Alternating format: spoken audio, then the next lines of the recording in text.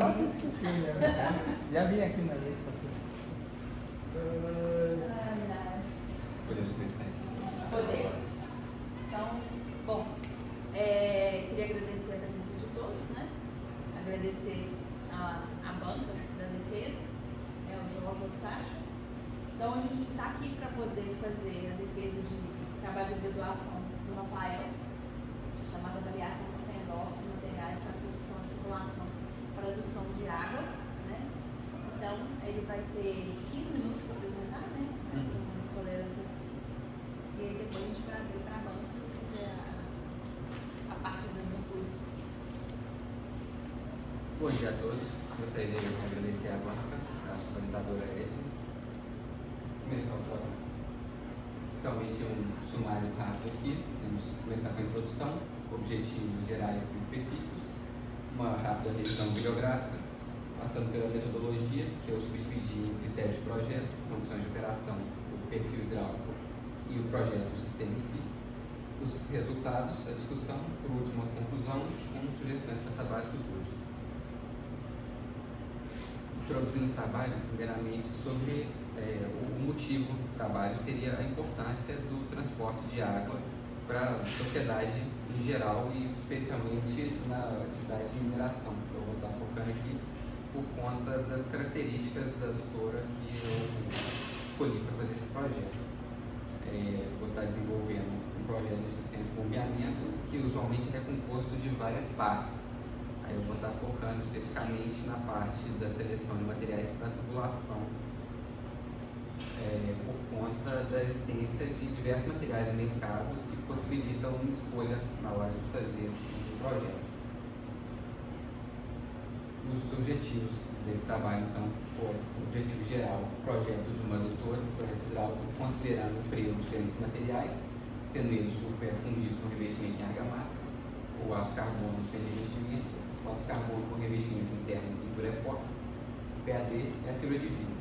Como objetivos específicos, a avaliação da perda de carga distribuída para cada material, a avaliação do custo de instalação da estação de bombeamento e dos custos de instalação e operação da tubulação.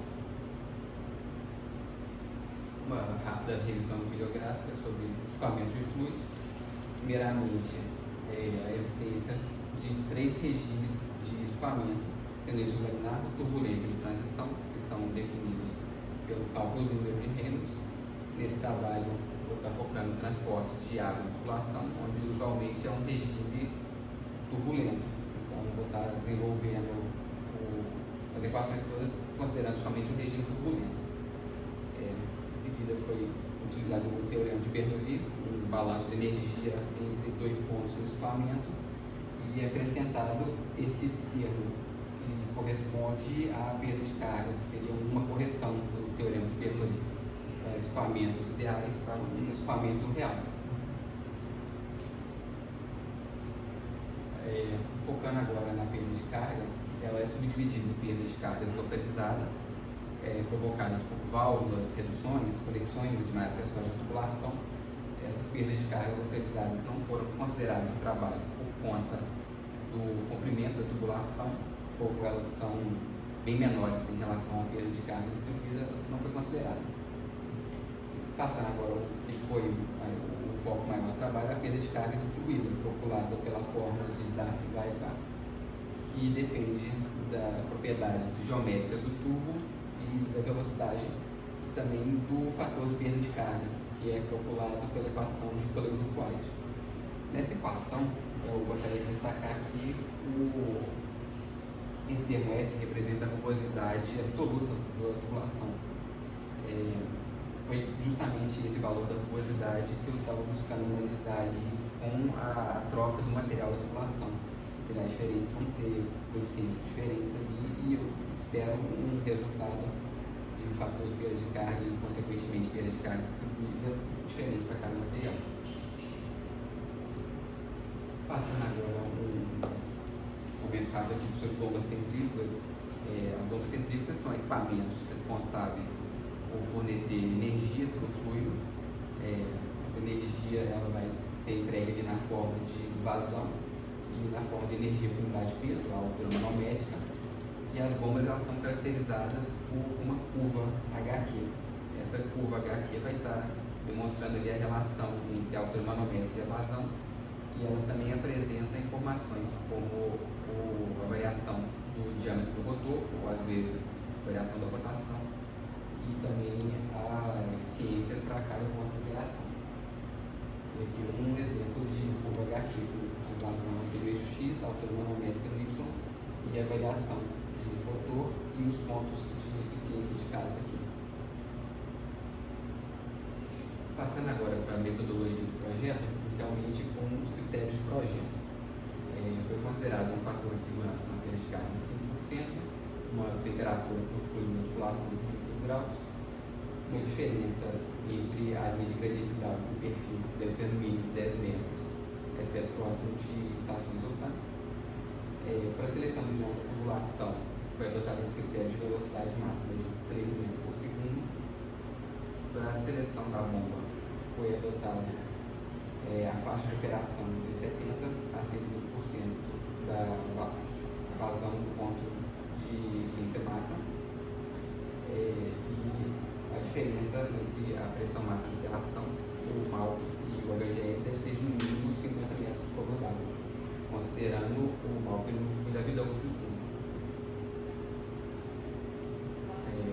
Continuando com os critérios, para cada material foi utilizado um fator de projeto diferente que é definido pela norma. Para cada material foi usado a norma mais aplicável a ele. E por último, especificamente para os tubos de aço sem revestimento, foi considerado um fator de corrosão. Esse fator de corrosão foi tomado um fator de referência com base numa análise laboratorial de uma água recuperada de barragem. Os outros materiais não foram considerado fator de corrosão, já que a água não possui corrosivos orgânicos. Agora, passando para a definição das condições de operação. Foram valores arbitrários com base em valores comumente encontrados na indústria. Eu escolhi uma vazão de projeto de 400 metros cúbicos hora, uma vazão de operação de 24 horas por dia, 365 dias por ano, disponibilidade de 95% e uma vida útil de 15 anos. Passando agora para a seleção do perfil hidráulico. O perfil hidráulico também foi um perfil arbitrado, e nessa tabela aqui são destacados os pontos mais relevantes. O comprimento inicial final, totalizando o comprimento total de 3.117 metros, uma elevação inicial final que eu vou utilizar para o cálculo do desnível geométrico. Esse perfil hidráulico ele é uma representação da elevação de cada ponto da tubulação ao longo do seu comprimento. E aqui o perfil utilizado, indicando aqui o ponto inicial, a estação de bombas e o ponto de entrega, que poderia ser um reservatório, diferente. Agora, iniciando o projeto do sistema. O primeiro passo foi a seleção de um diâmetro e foi tomado como referência aqui o tubo de aço. Inicialmente foi selecionado um diâmetro nominal que entregasse uma velocidade de transporte menor que 3 metros por segundo, e portanto foi selecionado o diâmetro de 10 polegadas. Para selecionar os diâmetros dos demais materiais, foi considerado o diâmetro interno do tubo de aço, sobre o investimento, de maneira que todos os diâmetros fossem o mais próximos possível um do outro, sempre respeitando a seleção de um diâmetro comercial. Aqui as dimensões dos tubos selecionados, aqui os diâmetros internos, a maioria aqui ficou bem próximo, tendo o aço carbono com revestimento destoado um pouco e a fibra de vidro também. O aço carbono com revestimento distou um pouco por conta da sua espessura, que ela pode ser menor, como ele não vai estar sujeito à corrosão, não é necessário considerar essa sobreespessura. Passando agora para a determinação da altura manométrica. Foi seguido esse fluxograma para cada material, determinando primeiro o fator de atrito com o Polenbrook, passando a determinação das perdas de carga com o Darcy-Marquardt, e usando a equação de Bernoulli para fazer o valor de energia e o cálculo da altura manométrica. Com essa altura manométrica e com a nossa vazão definida 400 metros cúbicos hora, eu pude fazer a seleção do modelo de bomba utilizando com base em um catálogo de fornecedor. E Esse processo é repetido para cada um dos materiais analisados. Tendo calculado a altura manométrica para cada material, eu verifiquei então aquela folga que havia sido definida nos critérios de projeto de 50 metros por coluna d'água entre a máxima pressão de operação do tubo e o OBGL. Aqui os valores de folga mínimo encontrados ao longo do perfil. E aqui o perfil para cada material. Para o aço carbono sem revestimento, só aparece nesse gráfico aqui por conta da escala o MAUP para o ano 15, o MAUP para ano 0, aquele tubo sem nenhuma corrosão, fica elevado demais para aparecer nessa escala. Para o tubo de aço com revestimento também, o MAUP do ano 0 e do ano 15 não aparece nessa escala, seriam utilizados elevados. Os outros materiais eles já aparecem aqui e eles aparecem na mesma linha por conta que não vai haver perda de espessura.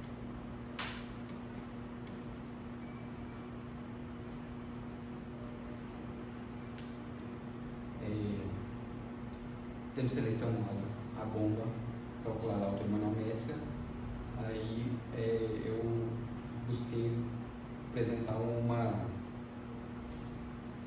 compilado dos valores que foram utilizados para chegar nessa altura manométrica e poder fazer uma comparação entre eles. Aqui nessa tabela apresentei a rugosidade absoluta, que seria aquele valor de E na fórmula do fator de perda de carga, e aqui a perda de carga, o fator de perda de carga, calculado para cada material. Aqui a gente vê que o valor varia bastante, mas esse fator de perda de carga já tem uma variação bem menor, e a perda de carga distribuída também apresenta uma variação bem grande.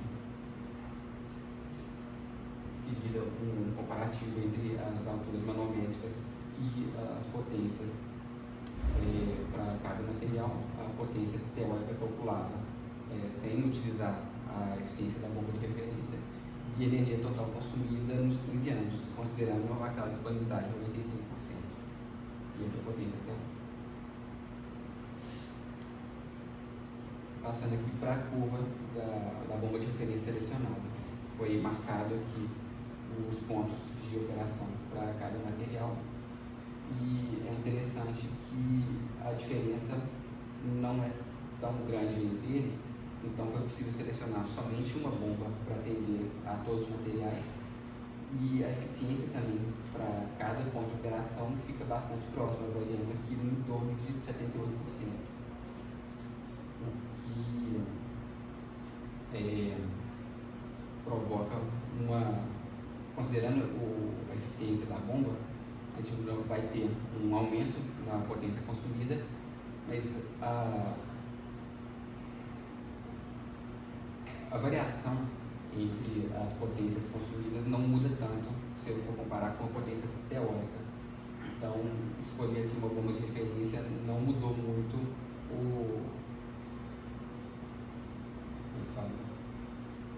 a relação entre as potências consumidas para cada material.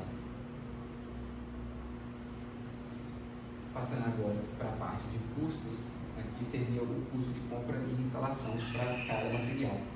Esses custos foram levantados com base em orçamentos com o fornecedor de cada material e com base num banco de dados utilizado pela Abras, empresa do trabalho. O custo de instalação veio do banco de dados e o custo do material veio dos orçamentos. Infelizmente, eu não consegui o custo de instalação da fibra de vidro. Faltando essa informação. Passando agora para a parte da discussão, aqui um comparativo das alturas manométricas calculadas para cada material. Como eu havia dito, as alturas manométricas tiveram uma variação pequena, de maneira que a bomba selecionada foi a mesma para todos os materiais e reflete um custo da estação de bombeamento igual para todos os materiais. Passando agora para a análise da potência teórica e para a potência real, considerando a bomba de referência, nós temos aqui a bomba de referência nessa cor mais pastel aqui e nessa cor mais viva a bomba ideal. Percebe mantém a relação. Um material que consumiu uma potência maior, ele continua consumindo uma potência maior por conta da variação da eficiência que foi baixa.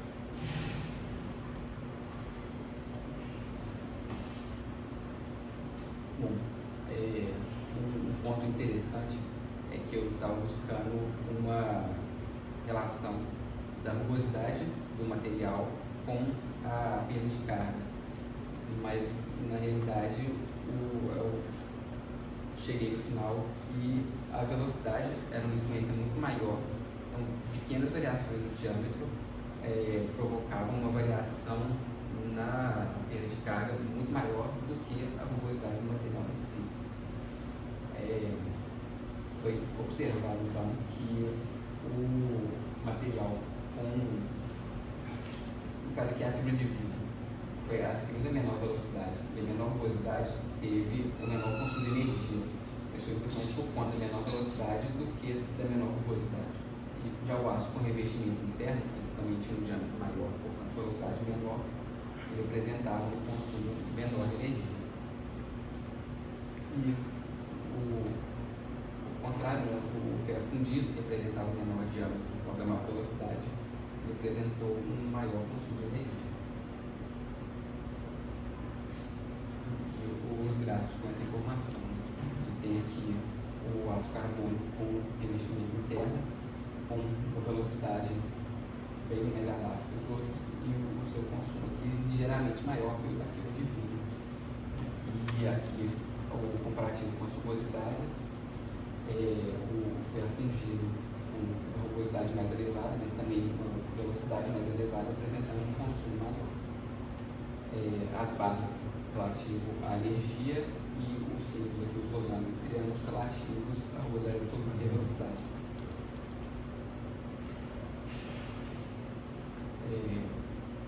O último aqui comparando o custo total da tubulação com a sua total instalação. Foi observado que o PAD e o ferro fundido nos apresentaram custos bem mais baixos do que as tubulações de aço e nos apresentaram custos similares. A tubulação de aço, mesma coisa, apesar da variação da espessura da tubulação, o custo foi similar. E o comparativo do custo com a energia. Nesse gráfico aqui, o PAD nessa linha vermelha e o aço com revestimento interno na linha azul, seria necessário que o custo quilowatt fosse superior a R$ 8,34 para que o aço com revestimento interno fosse mais vantajoso que o PAD. Isso por conta que ele vai estar consumindo menos energia, mas o seu custo inicial é muito maior. Então, a gente tem um desbalanço de custo aí nessa questão de custo de aquisição e custo de operação do sistema. Finalizando com as conclusões, foi buscada essa correlação entre a rugosidade do material e a perda de carga, mas foi observado que essa correlação é fraca, que a correlação mais forte é da velocidade com a perda de carga. E a velocidade está justamente correlacionada ali com o diâmetro, pequenas variações do diâmetro afetam muito mais a perda de carga e, consequentemente, o custo do que a rugosidade. Foi observado que o custo total, o PAD, foi o menor custo, então o PAD seria a tubulação mais vantajosa, e em seguida a tubulação de ferro fundido, que apesar de ter tido um custo operacional muito maior, teve um custo de instalação bem menor. E é interessante observar que esse custo foi baseado na operação de 15 anos. Então, talvez com uma operação mais longa, o custo inicial possa ser mais diluído e pode ser considerado uma tubulação que tenha um custo de operação menor como mais vantajoso.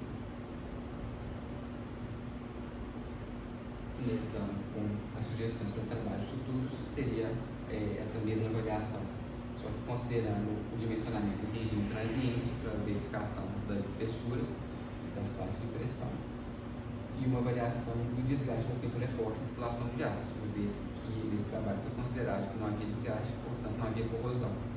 Mas pode ser interessante também pensar que uma água recuperada, que possa ter um pequeno percentual de sólido ali, vai causar um desgaste nessa pintura e seria necessária talvez uma sobreespessura de corrosão e essa tubulação com revestimento interno. Você fez.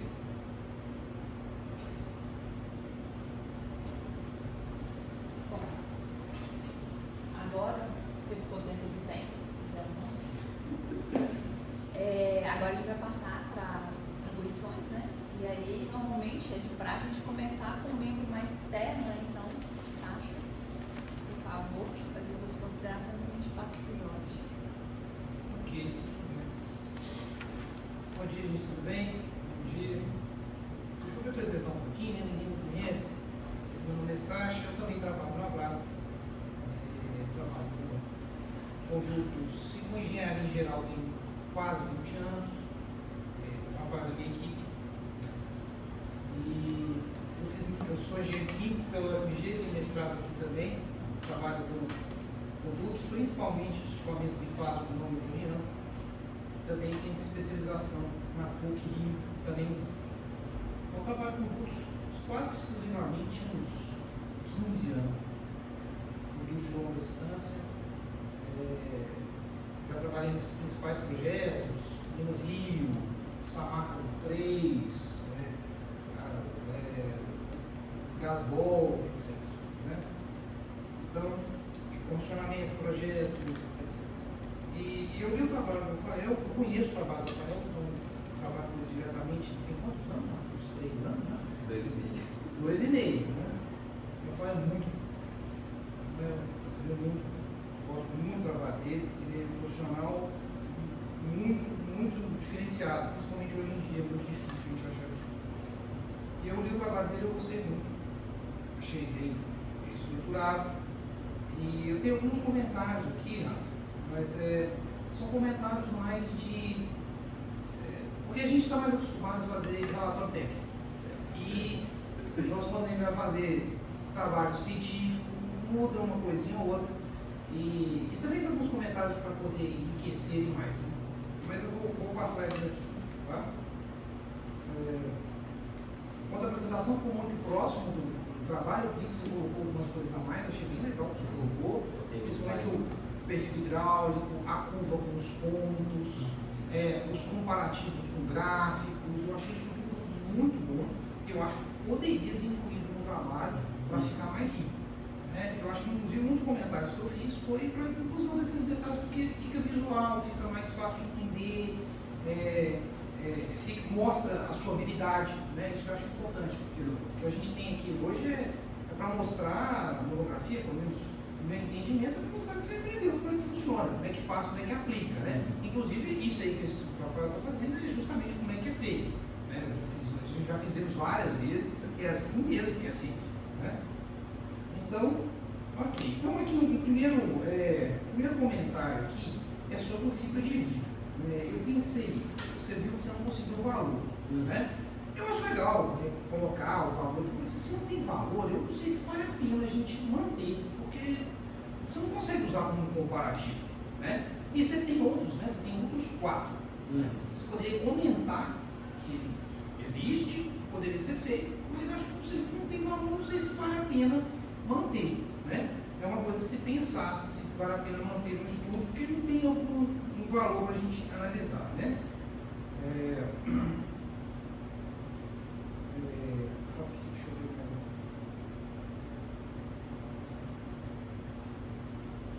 aqui. Outra coisa aqui que eu coloquei, que eu acho que fica fácil de ver, tá? Isso é só sugestão, não necessariamente depende de regras, eu não sei quais são as regras aqui do FMG para detalhes de escrita, mas na lista de símbolos você coloca os subscritos 1, 2, O, I, separado das demais unidades. Eu normalmente, o que eu faço? Eu coloco cada um, porque eu acho confuso, mas isso é uma questão de como é normalmente feito. Se separa ou não. Eu acho mais fácil colocar e falar, essa aqui é do ponto 1 da rugosidade, essa aqui é do ponto 2 da rugosidade, inicial, final. Lista tudo, porque não são tantas. Se fossem centenas, ok, não pode, mas se fosse pouco, eu acho que eu faço.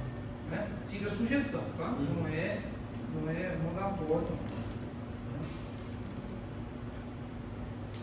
Aqui eu fiz alguns comentários sobre a introdução, inverter eu não vou entrar em detalhes aqui, tá? Eu vou te mandar, colocar para cima, puxar para baixo, uma letra aqui, uma forma de usar. Os comentários aqui que eu acho interessante da gente colocar é só a forma de escrita, né?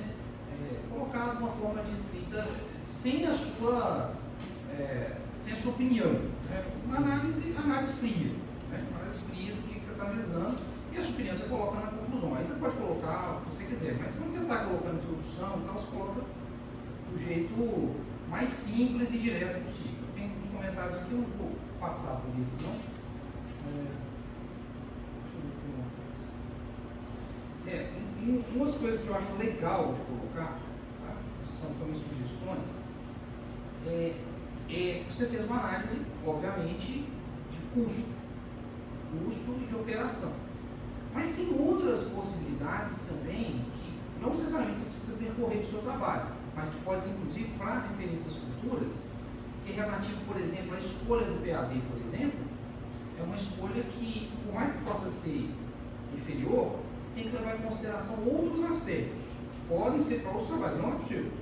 Por exemplo, PAD pega fogo. Então, dependendo do lugar que você colocar, de plástico, pode não ser viável, né?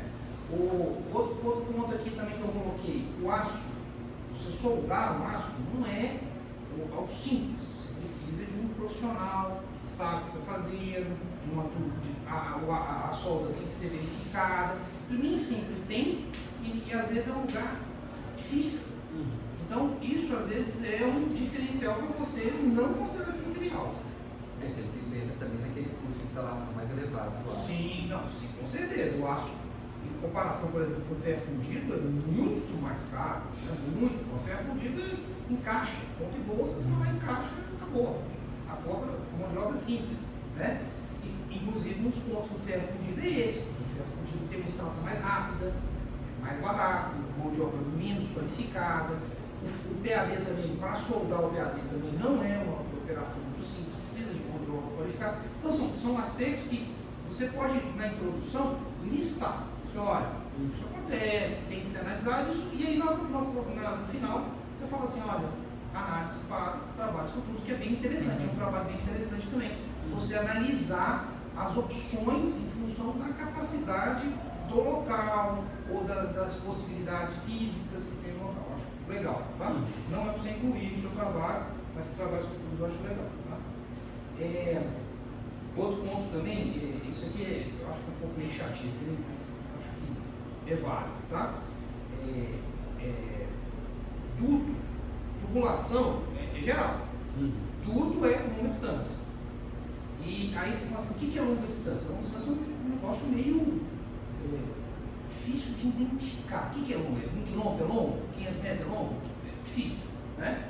Então assim, mas de qualquer maneira, não vamos entrar na discussão filosófica de longa distância, mas acho que considera duto para ficar indicando que é longa distância. Eu tenho uma definição que é a melhor que eu achei, tá? Mas não necessariamente a melhor, mas a longa distância é quando efeitos do comprimento passam a ser relevantes para a operação e segurança no transporte de recursos. Então, isso pode acontecer a qualquer comprimento. Isso pode, mas sim, obviamente com a distância ele vai aumentando, mas normalmente, a partir de 1 quilômetro, a coisa começa a complicar. Não dá para fazer uma continha simples para poder fazer. Mas assim, só para você colocar dutos para poder diferenciar o que é a população de dutos, tá?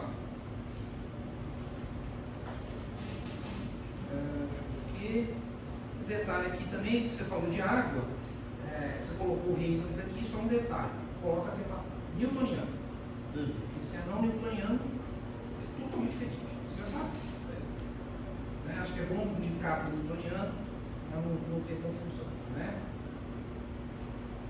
Aqui, ok, alguns comentários assim de texto, não falo nada não.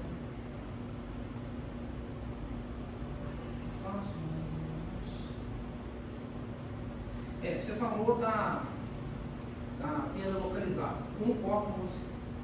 A perda localizada para dutos de longa distância é irrelevante.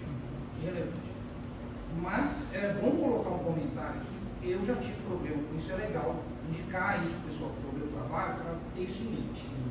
Se você, aí tem um monte de si que eu vou falar, mas é legal de caso.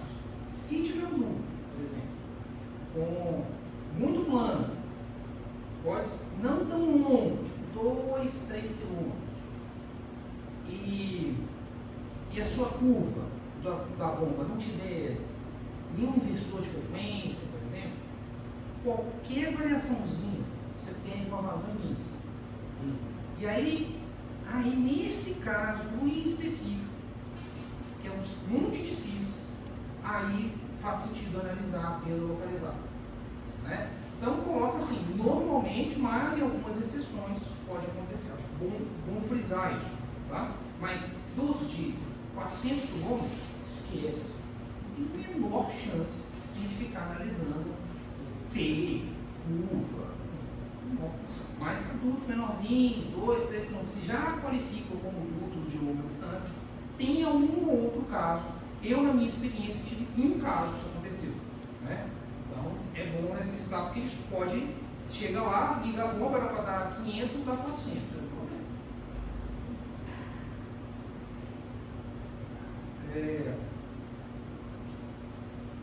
Laminar, né, eu acho que você tem razão, nesse tipo de trabalho assim mesmo, projetos de escoamento laminar são raríssimos,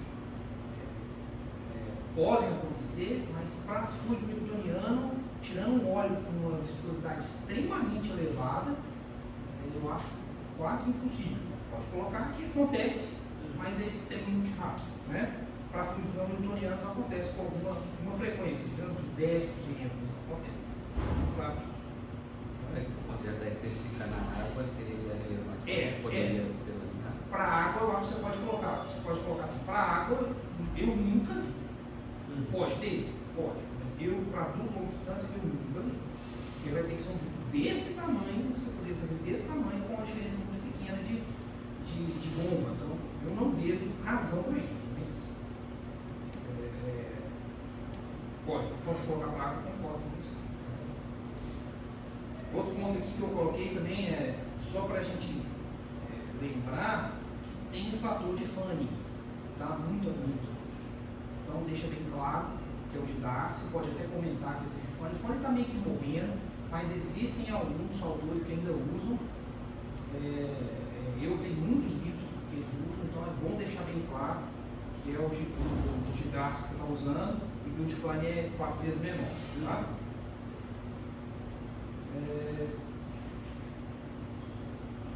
Aqui nas bombas centrífugas, você falou das bombas centrífugas, que é o que você vai usar.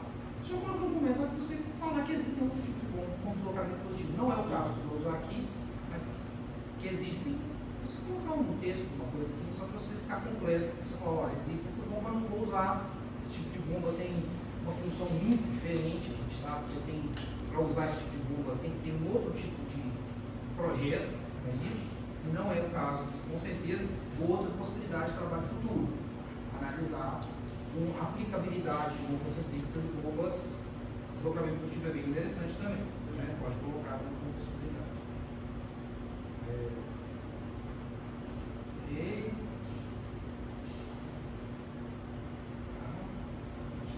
Água.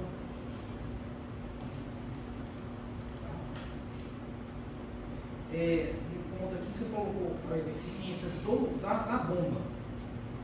Não, acho que não precisa, tá? Mas é bom indicar que também tem eficiência do motor.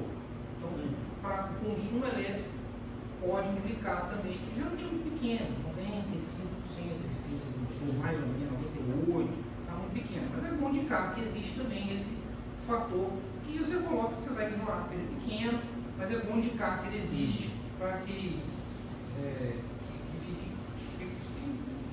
fique completo, né? O que eu tinha pensado aqui no caso é que a variação do ponto de operação poderia ter uma variação bem maior da eficiência da bomba, mas mesmo com a diferença do motor, a variação da eficiência dele ia ser pequena em qualquer ponto da curva. É um ótimo argumento. Você pode colocar que a eficiência você vai considerar 100%, mas se for 98%, não vai fazer diferença no comparativo. Que muito provavelmente é 98%. É só indicar para falar que existe esse fator também. Né?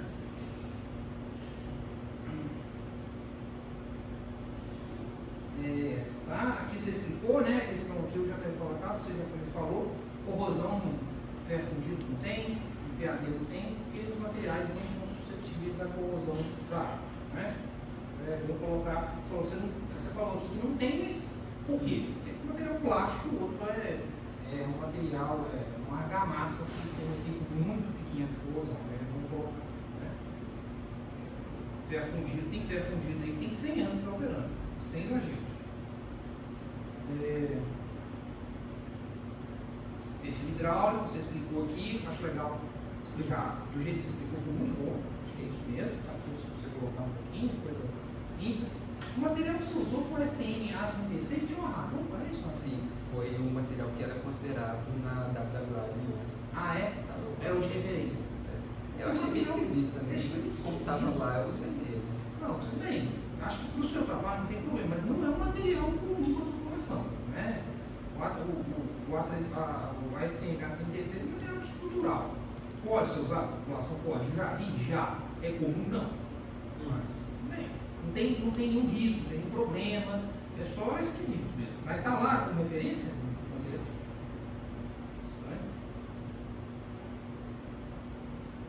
Aí você pode também colocar os gêneros normativos aqui da B36.10, acho legal, porque você usou para formulação de aço, vou colocar a norma.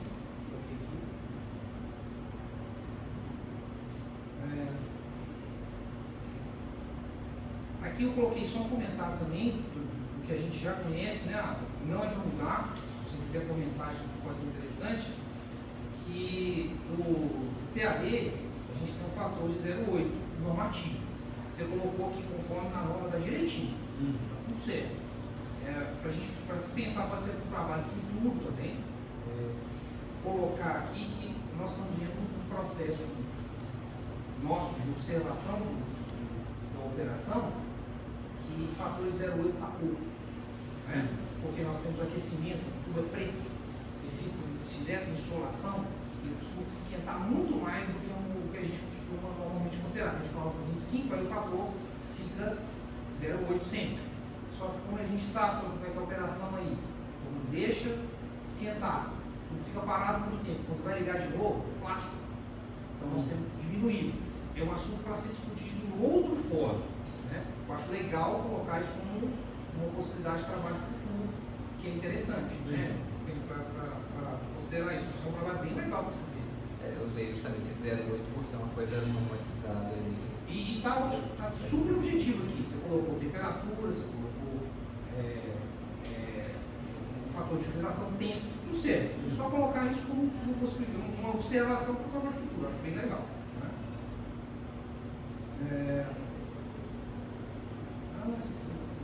Você colocou os pontos na curva, achei bem legal, ficou ótimo.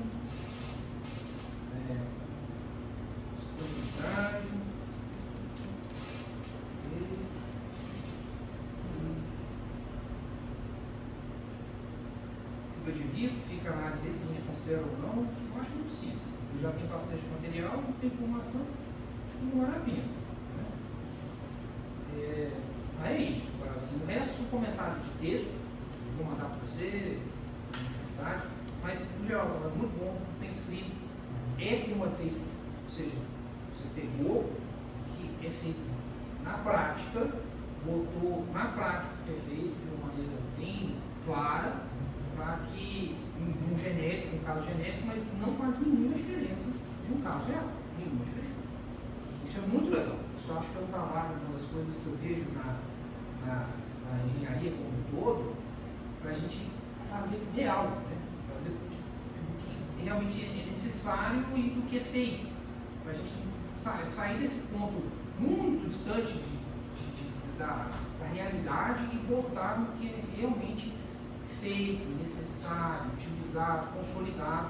Eu acho bem legal isso para a turma aprender, para a turma ver como é que é feito.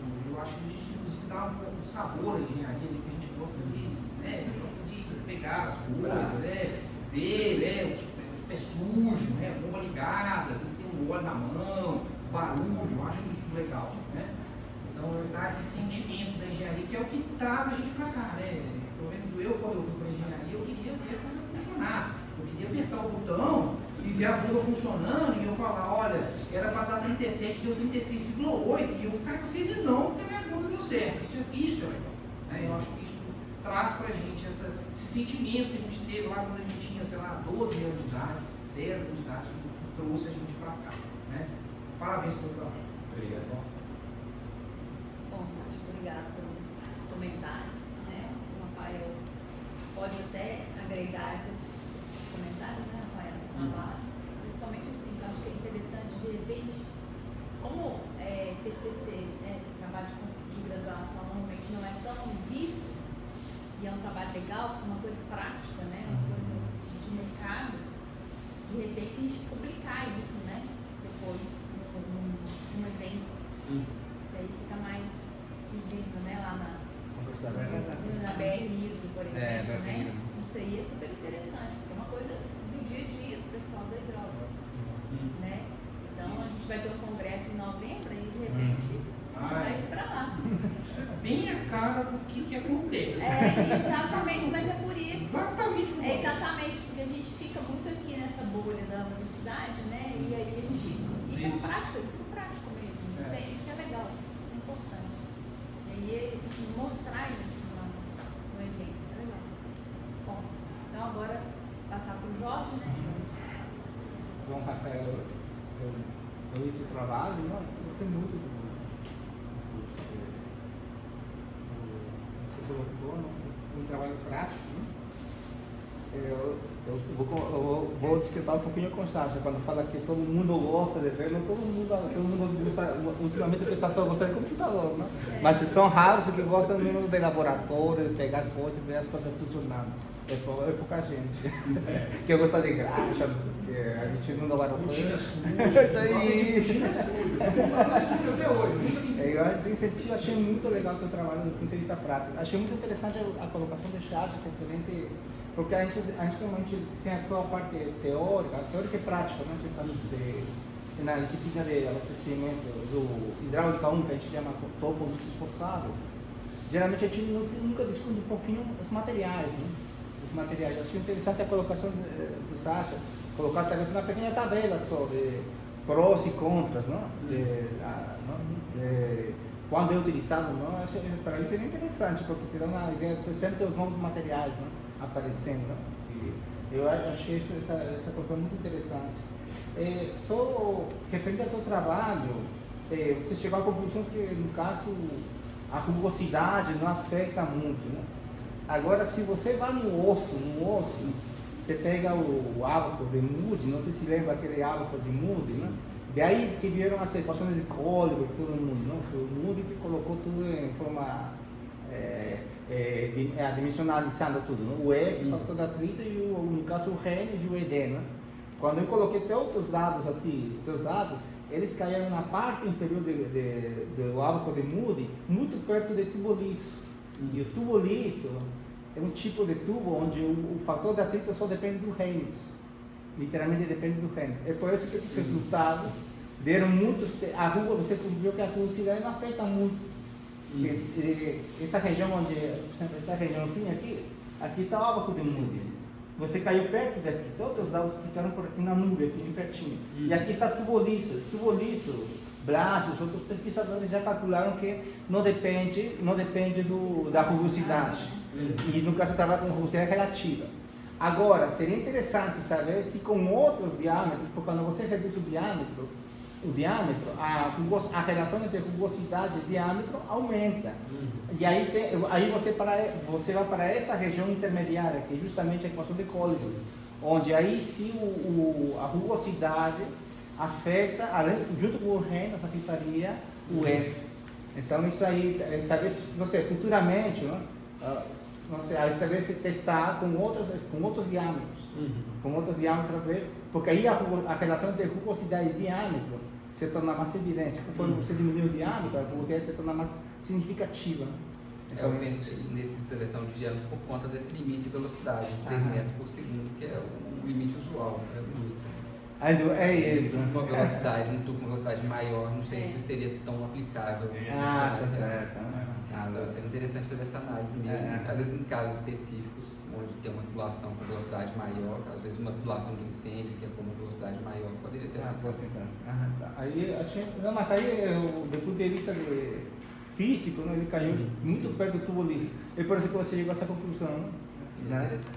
Mas seria interessante você saber só colocar indo para o ábaco de um caiu na nuvem, então tá certo. Minha conclusão está correta. Sua conclusão está correta. Quando você fez também a análise, e aí você construiu analisou a gente chama que, depende dos termos, né? Os termos da hidráulica são um pouquinho diferentes da mecânica. A gente chama a curva do sistema de tubulação, onde você plota, né, a vazão, a altura geométrica e mede a altura manométrica, ou seja, a energia que precisa para que o sistema funcione com uma determinada vazão. Aí você foi plotando, né? Aí você, justamente, quando você coloca a vazão de 400 metros cúbicos por hora, você vê que existem os HM são diferentes, né? Muito próximos, mas são diferentes, né? São diferentes, tá? Então isso achei interessante. Agora, analisar com bomba é meio complicado, né? Porque na realidade, quando você volta para você um pouquinho, só para comentar, quando você plotou as bombas, é isso aí. Aí, teoricamente, você teria uma curva passando, né? Uma curva do sistema passando e bateria em um ponto da curva da bomba, que seria a vazão de funcionamento. Teria a cor do sistema aqui para cá. Isso. Aí, você, na realidade, a única forma que você essas curvas de bomba se encontrem com a curva do sistema, você seria mexendo na curva da bomba. Na curva da característica. No caso, ou mexendo com a rotação, ou algo mais caro que seria mexendo com o diâmetro do rotor. A tendência é que você mexa com a rotação. Aí, eu pensei justamente na variação do diâmetro do rotor, que essa bomba comportaria esse diâmetro aqui de 340 até 454, poderia ser comprado uma bomba com um diâmetro específico ali para cada bomba. Exatamente a mesma bomba. Aí o pessoal usa análise de semelhança. Na hora que você usa análise de semelhança, você pegaria as rotações que estão na bomba mais próxima do teu ponto de funcionamento. Na hora que você desloca a bomba para a curva característica da bomba para a vazão de funcionamento que você quer, no caso você está querendo exatamente 400, aí você vai ter uma relação também das eficiências. Então isso aí, mas você pode deixar para outra coisa, claro que o certo significa, quando você colocou assim, não, ele tem que projetar e depois, aí vai ter que escolher se mexe com a rotação ou mexe com o rotor. Só faltou isso para achar realmente qual é o rendimento exato. Esse é um detalhismo, não? Você acha que vai oscilar entre valores muito próximos. Porque eu pensei que todos estão mais ou menos no rendimento do 78, estaria alguns um pouco para lá, um pouco para cá. Mas na hora que a curva, você é como uma curva com diâmetro, como se desloca, e como os rendimentos também se deslocam. Ou seja, 74, 74, 78, e se forma a famosa, bom, a gente chama de, como se fosse isoeficiência, rendimento ou isoeficiência. Então, como se fosse curva de nível. A gente faz sempre analogia com a civil, né? A mecânica é diferente, a gente vai para que os meninos tenham, na curva de nível, lembra? Topografia. Aí o pessoal grava na hora. Isso é rendimento. Eles ficam assim, isso é rendimento, eles não entendem. Não, lembra as curvas de nível, trazem, aí eles, isso é tem umas bombas que tem essa curva. Isso, essa mais antiga. Não, os livros mais antigos têm, porque antigamente, antes era na mão. Mas aqui os fornecedores cada do mesmo jeito, mas normalmente alguns fornecedores de bomba de polpa tem essa curva. Mas a maioria a gente está vendo assim. Tá vendo? Aí você que tem que fazer as coisas. Você tem que fazer as coisas. Antigamente porque antigamente o pessoal fazia na mão, assim mesmo, plotava na mão, fazia as coisas. Mas você fala só esse pequeno comentário, né? Para colocar, mas são pequenas coisas, né? Aí você explicou no caso, eu também fiquei, porque usa 3 metros por segundo. Aí você falou indústria, então você vai tocar o máximo, né? No caso do abastecimento, a gente sempre é conservador. A gente tem outras equações que me jogam sempre a tendência que coloca um diâmetro maior e tem uma velocidade em torno de 1,2, assim, máximo 2 estourando, né? Mas isso futuramente me permite aumentar a população que é. A gente faz outras manobras de colocar tubulações em paralelo, aí me permite aumentar a vazão conforme ao aumento da demanda da população. No caso do abastecimento da engenharia civil. Mas no caso da indústria não. A indústria precisa tanto, então vou tratar de colocar a máxima velocidade tolerável, né, no sistema. Eu pensei em pegar a velocidade mais próxima do limite também para maximizar esse efeito da redução do diâmetro. Não, ficava legal. Né? Então, essas pequenas colocações, né, e te parabenizar pelo trabalho. Né?